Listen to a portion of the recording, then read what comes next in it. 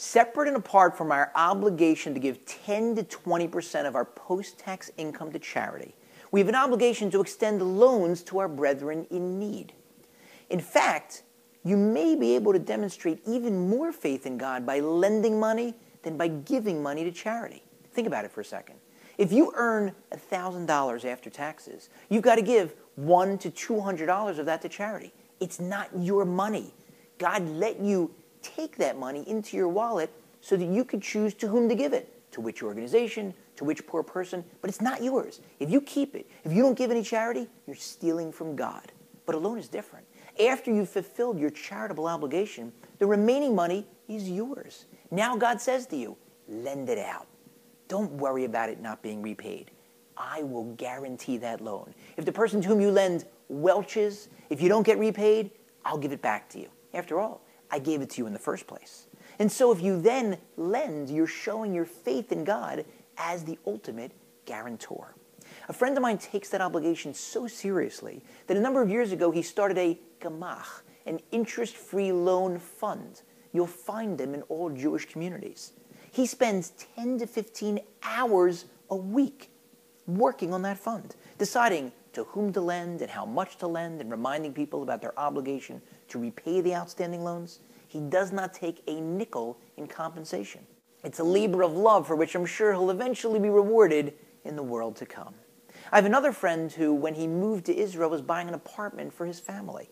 He needed to secure a mortgage, and he got approved. He went to the bank on closing day, and the banker looked at his documents and said, "1 second, you're missing a guarantor." He said, "What do you mean?" "I called the bank. They told me that I needed 2 guarantors. I got them." The banker said, "Oh, no, you need 3. He said, "Well, that's not what they told me." He said, "I don't know who you spoke to. You need a 3rd guarantor." My friend said, "What am I going to do? Closing is today. If you don't approve me, I'm going to lose my apartment." Just then, a stranger walked by, and he stopped. He looked at my friend, and he said, "Excuse me, are you having a problem?" My friend said, No, it's okay." And the fellow said, "No, it seems like you're having a problem. What's wrong?"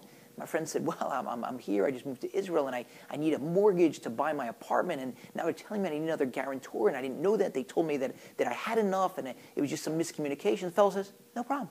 I'll be your guarantor." My friend says, Who are you? I can't ask you to do that. You're a total stranger." The fellow says, "You didn't ask me. I volunteered. I'm your guarantor." And now the banker says to the fellow, "Wait 1 second. Who are you? I can't just allow you to be the guarantor. I have to make sure you have the financial wherewithal to guarantee the loan." The fellow says, "That's fine. Why don't you type this account number into your computer and check?" He types in the account number, and sure enough, the fellow's a customer, a good customer in their bank. He says, "You know what? Your credit's good with us. You can be the guarantor." On the spot, this total stranger guarantees the loan. God, Mi ka'amcha Yisrael, who is like your nation, the Jewish people. But the rabbis tell us that our obligation to lend doesn't end with our wallet. No matter how little Jewish knowledge you have, there is always going to be another Jew who knows even less, to whom you can lend your time. You can teach that person something. And you'll say, "Wait a minute, that's not a loan, that's a gift. I'm not going to get that time back." But you're wrong. It is a loan. Because the same way that there's a person who knows less than you, there's also a person who knows more than you. You lend your time to the person who needs it, that person who's impoverished in his Judaism or his Torah learning. God will make sure that someone with more knowledge than you will share it with you. And further, your loan will also be repaid because inevitably you will end up learning more from your students than you will from your teachers, from your rabbis. Why?